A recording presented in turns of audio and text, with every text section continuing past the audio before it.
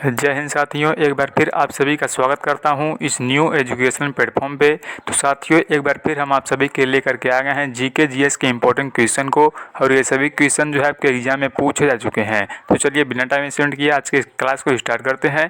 पहला क्वेश्चन आपके स्क्रीन पर, भूकंप मापने वाले यंत्र का क्या नाम है? तो भूकंप मापने वाले जो यंत्र का नाम है वो सिस्मोग्राफ है। क्वेश्चन नंबर 1 का आंसर सी राइट होगा। अगला प्रश्न है, क्वेश्चन नंबर 2 है, पृथ्वी को सूर्य का चक्कर लगाने में कितना समय लगता है? तो पृथ्वी को सूर्य का चक्कर लगाने में 365 दिन 6 घंटे 48 मिनट लगता है। अगला प्रश्न है, क्वेश्चन नंबर 3 है, भारत का सबसे बड़ा ज्वालामुखी कौन सा है? तो बैरन द्वीप जो है वो भारत का सबसे बड़ा ज्वालामुखी है। अगला प्रश्न है, क्वेश्चन नंबर 4 है, किस देश में सबसे ज़्यादा सक्रिय ज्वालामुखी है?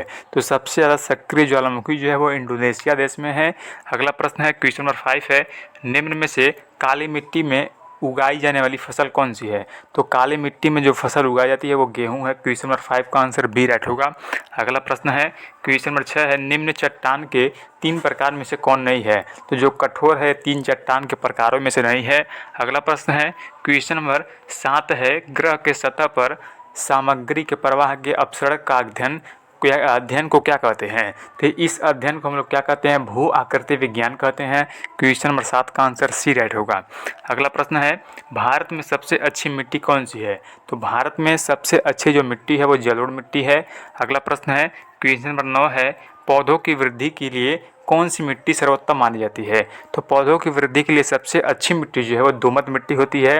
अगला प्रश्न है, क्वेश्चन नंबर 10 है, निम्न में से भूगोल के पिता या जनक कौन है? तो भूगोल के जो पिता हैं वो इरेटोस्थनीज हैं। क्वेश्चन नंबर 10 का आंसर बी राइट होगा। बहुत ही इंपॉर्टेंट क्वेश्चन ये है। अगला प्रश्न है, भूगोल दिवस कब मनाया जाता है? तो भूगोल दिवस जो है वो 27 जनवरी को मनाया जाता है। क्वेश्चन नंबर 11 का आंसर डी राइट होगा। अगला प्रश्न है, क्वेश्चन नंबर 12 है, भारत में कौन सी नदी उल्टी बहती है? तो जो नर्मदा नदी है ये उल्टी बहती है। क्वेश्चन नंबर 12 का आंसर सी राइट होगा। अगला प्रश्न है, सुंदरवन का डेल्टा कौन सी नदी बनाती है? तो गंगा और ब्रह्मपुत्र नदी जो है वो सुंदरवन का डेल्टा बनाते हैं। अगला प्रश्न है, क्वेश्चन नंबर 14 है, संसार का सबसे बड़ा डेल्टा सुंदरवन डेल्टा कौन सी नदियाँ बनाती हैं? तो यही आंसर होगा। थोड़ा घुमा के पूछा है। गंगा और ब्रह्मपुत्र नदी जो है वो सुंदरवन डेल्टा बनाते हैं। अगला प्रश्न है, झील का निर्माण कैसे होता है? तो जो झील का निर्माण है वो ज्वालामुखी गतिविधि के कारण होता है। क्वेश्चन नंबर 15 का आंसर सी राइट होगा। अगला प्रश्न है, वायुमंडल की ऊपरी परत को क्या कहते हैं? वायुमंडल की ऊपरी परत को हम लोग क्षोभ मंडल के नाम से जानते हैं। क्वेश्चन नंबर 16 का आंसर ए राइट होगा। अगला प्रश्न है, वायुमंडल की खोज किसने की थी? तो वायुमंडल की जो खोज है वो टेसे रेनक डी वोर्ड ने किया था। क्वेश्चन नंबर 17 का आंसर बी राइट होगा। अगला प्रश्न है, नंदा देवी जीवमंडल किस राज्य में स्थित है? नंदा देवी जीवमंडल जो है ये हमारे उत्तराखंड में स्थित है। क्वेश्चन नंबर 18 का आंसर डी राइट होगा। अगला प्रश्न है, क्वेश्चन नंबर 19 है, कौन सा महासागर सबसे छोटा महासागर है? तो आर्कटिक महासागर जो है वो सबसे छोटा महासागर है। अगला प्रश्न है, पृथ्वी की उपसौर स्थिति कब होती है? तो क्वेश्चन नंबर 20 का जो आंसर है वो ए राइट होगा। जनवरी में इसकी उपसौर स्थिति होती है। अगला प्रश्न है, मालवा भूस्खलन उत्तराखंड के किस जिले में स्थित है? मालवा भूस्खलन उत्तराखंड के ये क्वेश्चन नंबर 21 का जो आंसर है वो सी राइट होगा। ये पिथौरागढ़ में स्थित है और ये जो है 18 अगस्त 1998 को हुआ था। सबसे बड़ा भूस्खलन था। अगला प्रश्न है, किस नदी को बंगाल का शोक कहा जाता है? क्वेश्चन नंबर 22 का जो आंसर है वो हमारा सी राइट होगा। दामोदर नदी को बंगाल का शोक कहा जाता है। अगला प्रश्न है 23 नंबर, भारत का शोक किस नदी को कहा जाता है? तो भारत का जो शोक है वो हम लोग कर्मनाशा नदी को कहते हैं। 23 नंबर आंसर है।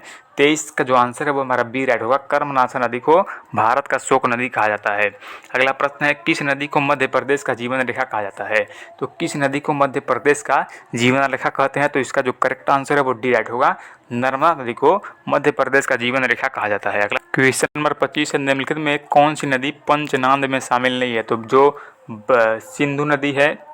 क्वेश्चन नंबर 25 का जो आंसर है वो हमारा सी राइट होगा। सिंधु नदी जो है वो पंचनाद में शामिल नहीं है। अगला प्रश्न है, चंदन वन किस तरह के वन का उदाहरण है? तो चंदन वन जो है उष्णकटिबंधीय पर्यावरणीय पर्णपाती वन का उदाहरण है। क्वेश्चन नंबर 26 का आंसर जो है वो बी राइट होगा।